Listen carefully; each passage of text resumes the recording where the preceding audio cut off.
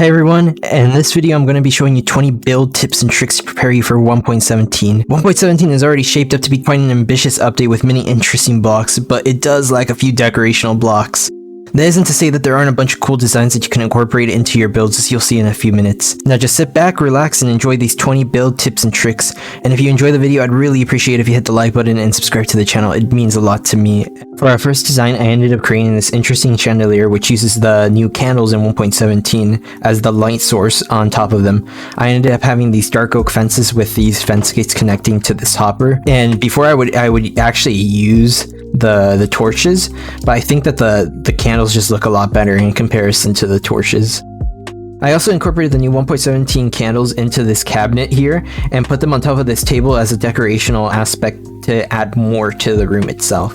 Design 2 is a take on Japanese lanterns, which uses the 1.16 weeping vines as well as the new 1.17 candles and glow frames to be able to create this unique design, which almost kind of looks like Mr. Handy from the Fallout universe, but I thought it would be a cool design to mention anyways. Design 2 uses the new lightning rod as the base stand for a table.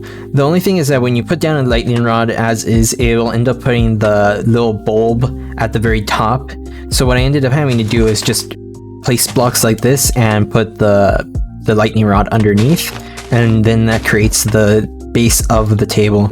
And having the little bulb at the bottom makes it seem as if the table is supported more. Design 3 uses the exact same design that I did for the table, but instead we end up putting a trapdoor at the back to make it seem like it's a chair that you could use at a bar or something. I also have this one which uses the big drip leaf, which is from the newest 1.17 snapshot. The only thing is that this one, not as functional as you can see. For the fifth design, I ended up using the lightning rods to create this interesting street lamp, which uses the lanterns as well as the amethyst clusters to be able to create these two unique designs. The only difference is that this one you're able to make in survival, while this one you can only do in creative using a set block command or world edit. Our next design uses the new lichen as well as the netherwort block and the fire coral block to be able to create these interesting berry bush designs. Even though we already have berry bushes inside the game, I thought that these were kind of cool that you could also incorporate it into many other builds as well as variations. I like this design more just because the colors are a lot lighter, and so it makes it seem closer to that of an actual berry shade. Our next design uses the new tough block to add detail to our roads right here, as you can see with the gravel, but you can also incorporate stuff like the dead coral inside of this because it works really well with both of the blocks. Our eighth design uses the new lichen to be able to create new interesting mossy stone variants, as you can see right here. I always found it interesting that there was only the mossy cobblestone, but I always wanted there to be more, and so the new lichen lets you emulate something similar to that, as well as serving a functional purpose of giving off light at night. Our ninth design uses the new amethyst clusters as well as sea lanterns to be able to light up this interesting hallway, which I used the new wax cut copper as well as the wax block of copper and the lightning rods to be able to create this industrial look. And then I ended up using the soul soil because of its wavy texture, which is very similar to that of the actual copper blocks. But the main thing here is the amethyst lighting, which is very unique and survival friendly to do. Our next design uses the 1.17 tinted glass to be able to emulate the bottomless pits that you may have seen in 1.16 and before, but even faster because you have to use less glass because the tinted glass already is able to get rid of most of the lighting. The only difference here is I ended up leaving a gap in between the tinted glass, and then I ended up layering the gray and the black stained glass on top of each other just 4 times. But when you look at it from on top, it does look like there's nothing down there. Our next design is an interesting take on the caves that are coming to Minecraft, where I ended up using the new amethyst blocks as well as some already pre-existing blocks from 1.16 and before to be able to create this very unique and atmospheric cave. The cave also uses the new spore blossoms as well as the crying obsidian to be able to rain down particles, which gives the cave a bit more life and also makes it feel like it's actually lived in. And I ended up also adding the new axolotls as well as a little cave down here using the small drip leaf, the big drip leaf, and the lichen to be able to create a sanctuary. Our next design is a very creative one which uses the warp stems as well as the lichen to be able to create this very unique alien looking tree. If you don't already know, the lichen is able to be placed on every single side of a block, and even the very top.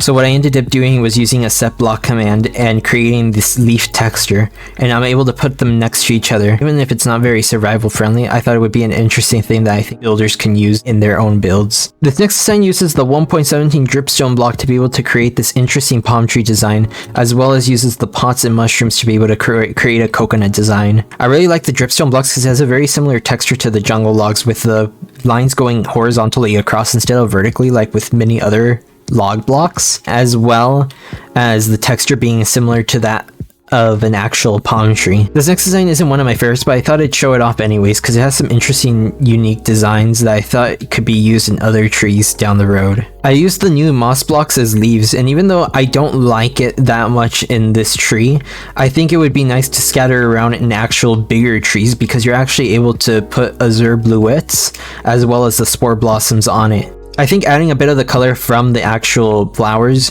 adds a lot to a tree, especially in a bigger scale tree. I also ended up incorporating these glow berries as vines, which you'll end up seeing in one of my later designs.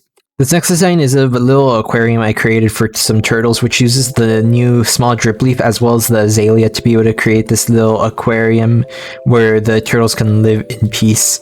I thought it would be an interesting one to show off because you could do a lot more, especially with all these new water plants. This next design uses the flowering azalea leaves as well as the regular azalea leaves to be able to create interesting pot designs. I ended up using the anvil, the composter, and the clay block along with signs to be able to create this design. With the composter though, I ended up filling it up all the way so you can end up seeing the bone meal underneath just to add a bit more detail.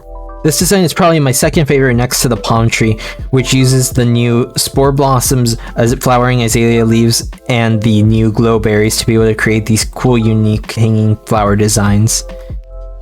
I ended up using the sweet berry bushes and the spore blossom, even though they're technically not survival friendly, but I also created this survival friendly one which uses the flowering azalea leaves.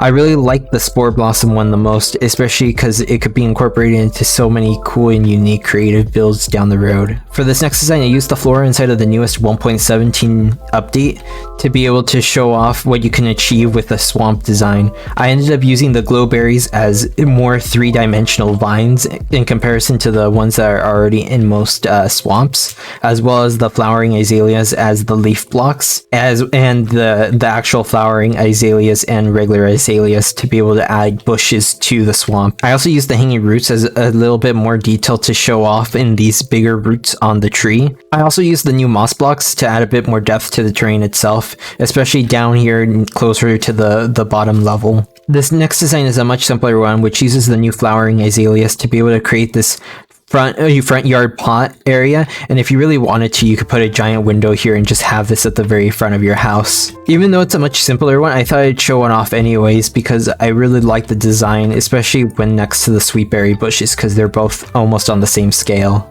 Our next design is something that you could use both at your ports or inside of your vineyards by using the new flowering azaleas, the flowering azalea leaves, and the berry bush design that I ended up showing off at the beginning of the episode to be able to create these interesting barrel designs. To be able to create them, it's as easy as just putting trapdoors on each of the different sides of the block that you want to put it around, and then just putting whichever are the corresponding plants that you want.